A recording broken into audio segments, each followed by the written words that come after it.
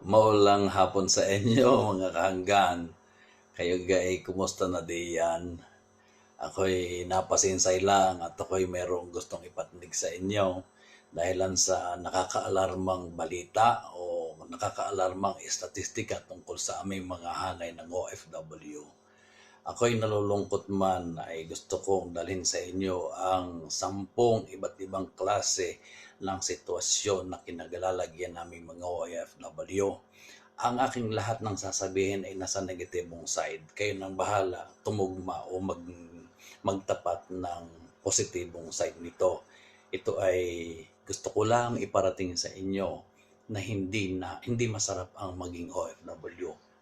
Isa sa nakakalungkot na hanay ng mga manggagawang Pilipino ay kaming mga bagong bayani na sinasabi. Dahilan sa dami-dami ka naman ang aming mga pinagdadaanan bago pa kami makarating sa bansang aming pupuntahan. Kaya ito ay nais kong i-share to sa inyo para kahit papaano kayo na makakapanood nito na may pamilya, may miyembro ng pamilya na OFW sa iba't ibang panig ng mundo. Magkaroon man kayo ng idea na kaming mga OFW, ang hanay namin ng mga bagong bayani ay hindi nahihiga sa salapi. Nagkukubli sa aming mga matatamis na ngiti ang napakaraming mga nagsasaling bayan na mga dinadanas namin depende sa kinalalagyan naming bansa at depende sa aming kapaligiran, depende sa aming amo. Ngayon uumpisahan ko, unang sitwasyon ng isang OFW ay punong-puno ng pangarap. Punong-puno ng pangarap na ang pag-alis ko ang wika ay gusto kong mabago ang buhay ng aking pamilya. Gusto kong kahit papaano naman ang wika ay mabago ang sitwasyon na hindi yung isang kahig, isang tuka. Kaya itong si OFW na punong-puno ng pangarap, umalis, nakipagsapalaran sa bansang hindi niya alam kung anong tao meron doon. Pasantangin niyang baon ay ang tiwala na ang kanyang pupuntahan ang magbibigay sa kanya ng bagay na hindi na ibigay ng kanyang sitwasyong kinalalagyan nung kay siya nasa Pilipinas pa. Ano pa, di punong-puno ng pangarap. Iyan ang isang sitwasyon ng OFW. Ibig sabihin, kaya punong-puno siya ng pangarap, aalis pala ang siya. Pupunta pala ang sa bansa na kanyang tinatarget. Ang nakakalungkot, mga kasama, mga kahanggan, ay ang pangalawang sitwasyon. Pag itong si OFW ay nadudoon na sa bansa na kanyang kinalalagyan, ito'y suwertihan laang, maniwala kayo sa hindi, para din lang ay napunta ng Maynila. Yung naluwas ng Maynila, akala yung napunta sa Maynila ay lahat ay nagkakakwarta, ay nagkakakwarta lang naman sa Maynila dahil madiskarte, pero yung iba may handian ay nabibigo at wala nang hanap buhay na makita. Ganito din ang kalagayan namin mga OFW. Ang pangalawang sitwasyon na kinalalagyan ng OFW ay ang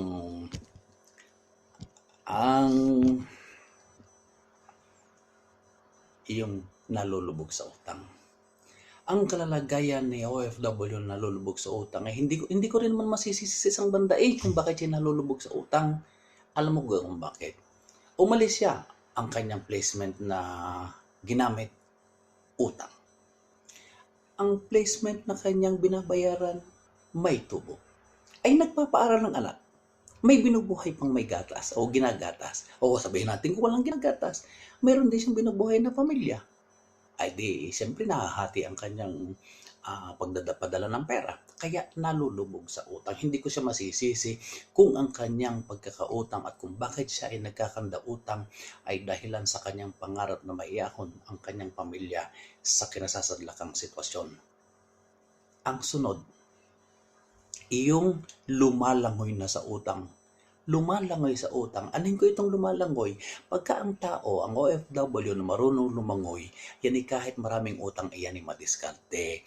Nakakautang yan, na kahit si kabi-kabila ang utang, nakakatulog yan ng mahimbing, nakakakain sa tamang oras, nabubuhay ng normal ang sitwasyon na hindi alam ng pamilya sa Pilipinas na siya pala ay lumulubog o lumalangoy na sa utang sa kagustuhan ni OFW.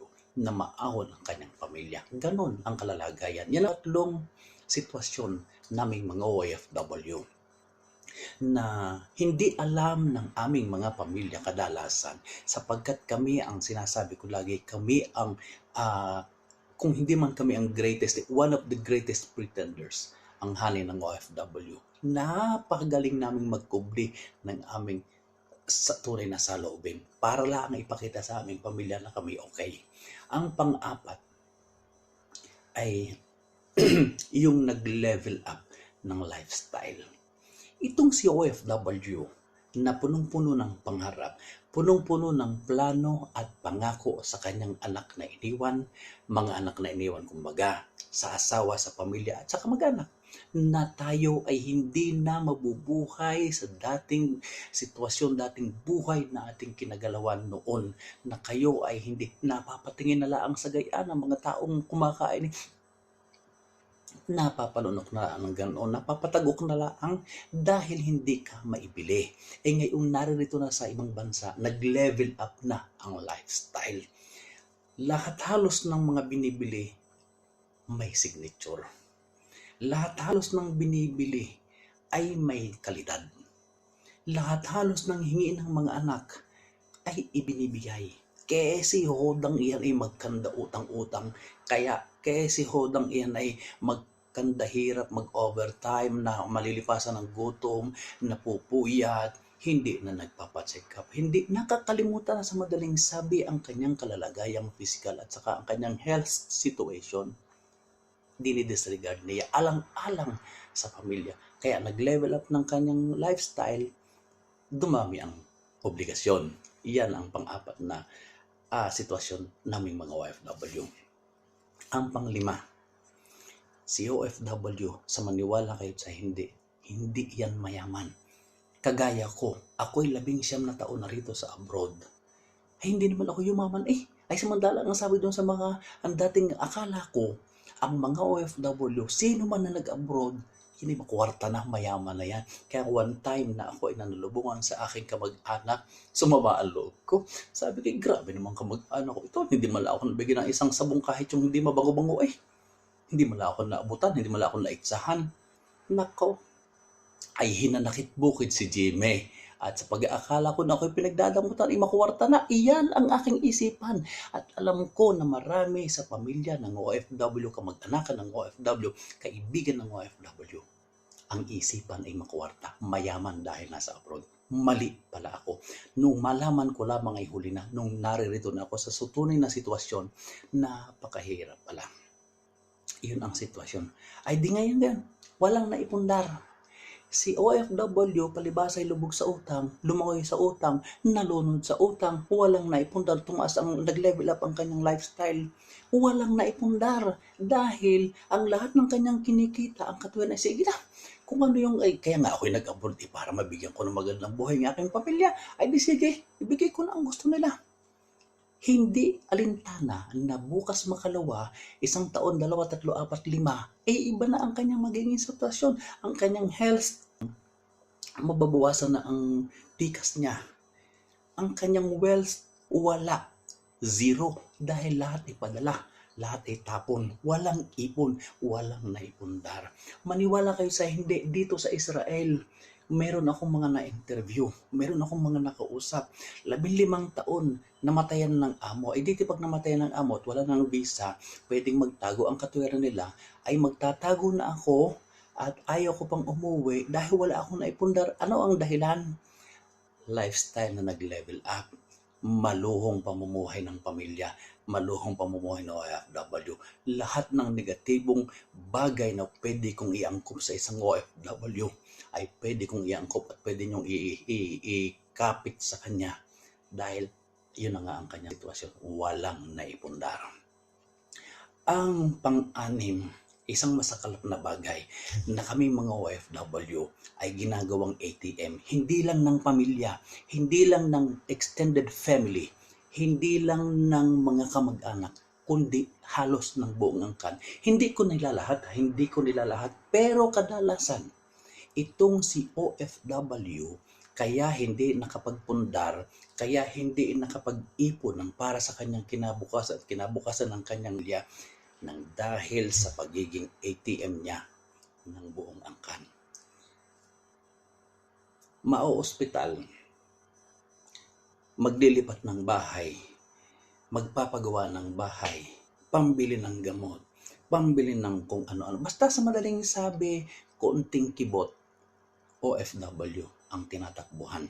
Itong si OFW, marami akong kilala rito sa Israel na tumanda na rito, nagpakatandang dalagi, nagpakatandang binata, ay ang pera wala ay sa tagal na rito sa Israel. Bakit? Yun na nga ginagawang ATM. Ay kaya nagpapasalamat ngayon itong si OFW na nakilala niya ang IMG na aking ipinakila sa kanya. Sapagkat ngayon, unti-unting nagigising. Nauntog na yata ang kanyang ulo. Ay di ngayon, kung paanong siya ganoon dati, aba ay medyo nakuyom na ngayon ang palad. Hindi pa naman totally kuyom. Pero natupi na, hindi kagaya ng sige, dargalaan ng darga. Iyon ang sitwasyon.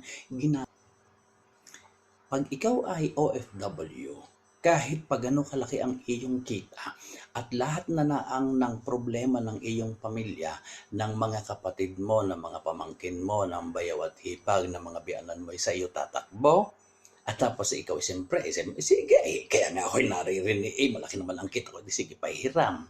Pero ang tama ang sabi sa lecture sa IMG, huwag kang magpapakaubos ng iyong kinikita sapagkat hindi lahat ng iyong tinulungan pagdating ng pangangailangan mo ay tutulungan ka rin. Ang iba nga ay tatawanan ka pa. Mirisi nga sa iyo, hindi ka nag-ipon. Di ikaw ay magdusa ngayon. Pero sambagat yan na may tinulungan din, iyan ang kalalagayan namin. Pangpito, alam nyo ba na kaming mga OFW ay ipinalalagay ko na healthiest people sa hanay ng angkan. Bakit? Abay, ayaw magpagamot ayaw magpa-check up. Alam ganin nyo rito, sa amin dito sa Israel, hindi ko alam sa ibang bansa. Dito sa amin, libre ng amo ang aming mga health card, ang aming may health insurance, pure health insurance yun. Sagot ito ng aming amo. Kaya kami kahit anong mangyari, katulad ko mataas ang high blood ko, ang aking mga gamot libre. Samantalang ako nasa Pilipinas, baka ako napakarami na nga itapon sapagkat ako 4 na taon na yata, lumalakad na yata ng 4 na taon ako may maintenance sa aking taas ng high blood. Yun ang sabi ko. Kami ang healthiest hanay sa buong angkan dahil ayaw namin mapag-check. Tingnan mo ha, nalilipasan ng gutom, napupuyat, kumakain man ay sala sa oras, kumakain man ng tama sa oras, ay ang aming ulam ay pagsala sa sardinas ay ligo. Ay siya, tapos nilabong itlog, tapos sinamahan pa ng maalat na itlog, may kamates, yan ang aming, tapos noodles. Yan ang kadalasang pagkain namin mga OFW. Samantalang sambaga ay yung aking mga pamilya, hindi ko nilalahat ha, ang pamilya na pagkakakuha ng pera, ay nasa Jollibee, nasa shopping, nasa outing, display dito, display doon, bago ang gadget, latest pa, ang mga pagkain at mga kung ano-ano. Yan ang kalalagayan namin mga OFW. Nalilimutan namin magpagamot. Kaya ipinalalagay ko na kami ang pinaka malusog na nilalang sa hanay naming pamilya. Ano pa? Palibasa nga kami ginagawang ATM, yung pang-8, palibasa kami ginagawang ATM ng pamilya, ng extended family, ng angkan, ng mga kaibigan, kumbaga, kung minsan, basta sinasabi ko, hindi ko nilalahata. In every rule, there is always an exception. We are the wealthiest people around the world. Bakit? Ay akala nga ng mga tao pagkat nasa abroad, ay mayaman na. Ay akala nga kaunting magkahihiram.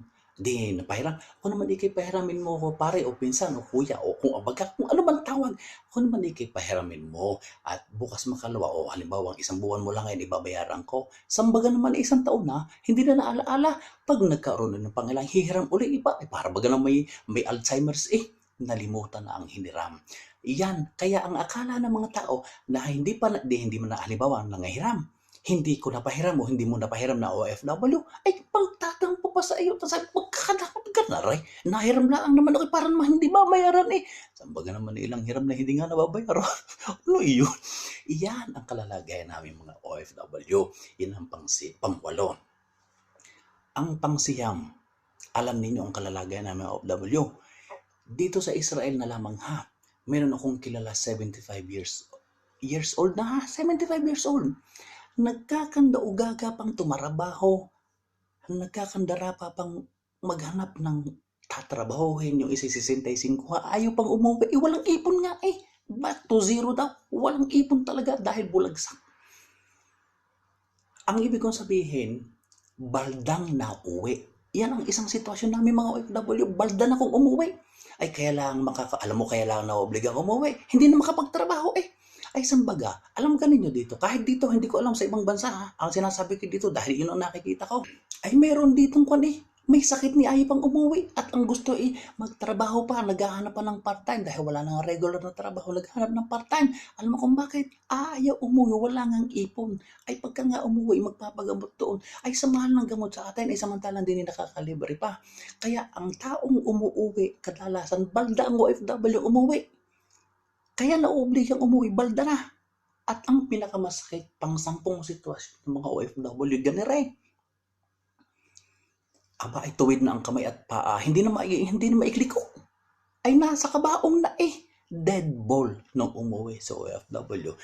Kayong mga kasama namin na makakapanood nito, pamilya ng OFW, matutuwaga kayo na ang inyong miyembro ng pamilyang OFW, uuwing bangkay. Mahabang panahon na hindi nakita. Isa sa kaibigan ko 15 taong hindi nakauwi. Tiyahin ng kaibigan ko, 15 taong hindi nakauwi. Ay nang umuwi bangkay na eh. Ay ano gang hirap ng buhay namin. Ay tunay namang nakakapakamot ng ulo kahit sa liig ko, kinamot. Yan ay ang sitwasyon namin mga OFW. 10 negatibong sitwasyon na kilalagyan at aming anong tawag doon? Pinagpipilitang mapaglabanan pero hindi namin mapaglabanan. Bakit kamo hindi namin mapaglabanan ang ganitong sitwasyon? Kulang sa financial education. Kaya nga itong inyong lingkod na miyembro ng IMJ ay nagpapakilala sa inyo sa mga makakapanood. Una, kung kayo ay miyembro ng pamilya ng OFW, maawa kayo sa miyembro ng inyong pamilyang OFW. Ang inyong natatanggap na pera, yan ay pinaghihirapan, dugo at pawis. Ang puhunan diyan. Ang aking pakiusap sa inyo, sinupin ninyo ang bawat sentimo na inyong tinatanggap sa inyong pamilya na OFW. Magtago kayo kahit pa kaunti. Dahil kung hindi kayo magtatago, ay paano na ang buhay? Alam mo ang nangyayari? 8 sa 10 OFWs ay umuuwing bangkarote, walang ang ipon. Ay pag ako umuwi na walang ipon, ay di ako'y balik, ako'y magta-tricycle dati, di babalik naman ako sa magta-tricycle. Kung ako'y magtitinda ng isda, magtitinda na naman ng isda. Kung ako'y magbubukid na naman. Ay samantalang kung itong aking pamilya, o pamilya ng OFW, ay nagsilop, nagtago, kahit pa pasikreto, o di pag-uwi, may mapapagpaliiran, ika nga, hindi na yung babalik sa pinanggalingan. Kaya ang pakiusap ko sa inyo na makakapanood nito, pag-aralan ninyo ang financial education.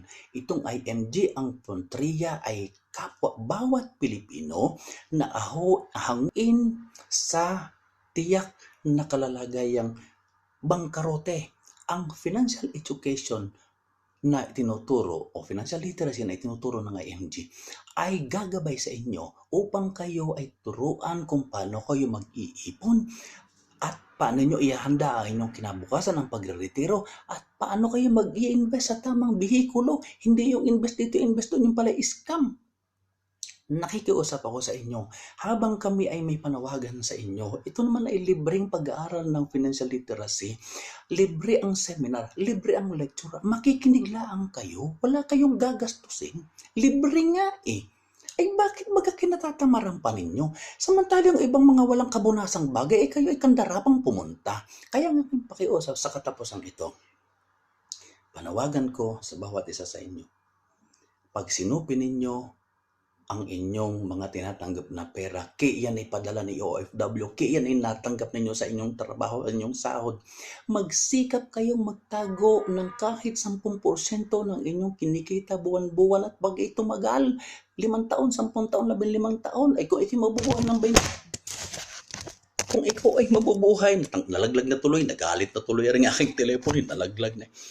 Kung mabubuhay kayo ng matagal, meron kayong puntriya, meron kayong kikitain, meron kayong gagamitin sa inyong pagre-retiro. Kaya umaasa ako na kahit na paano itong panawagan kong ito ay mapepenetrate ang inyong puso at mabubuksan ang inyong isipan na ang pera ay hindi mananatiling pera. Rendahan ninyo yan.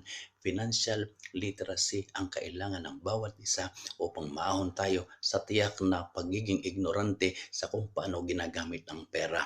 Salamat po sa inyo at kung kayo nakagusto sa aking video na ito, mag-comment kayo o mag-message kayo sa akin at ako'y handang turuan kayo kung paano pa ang dapat gawin. Sana'y abangan nyo ako sa susunod kong video na marami akong impormasyon na dadalhin sa inyo na maaring makagising sa inyong natutulog na mga damdamin at isipan sa pagwawalang bahala sa pag-iipon para sa kinabukasan. Ito po ang inyong kahanggan, Jimmy Sadsad, narito sa Israel. Umaasang kayo ay nakinabang sa inyong napanood na ito. Hanggang sa muli.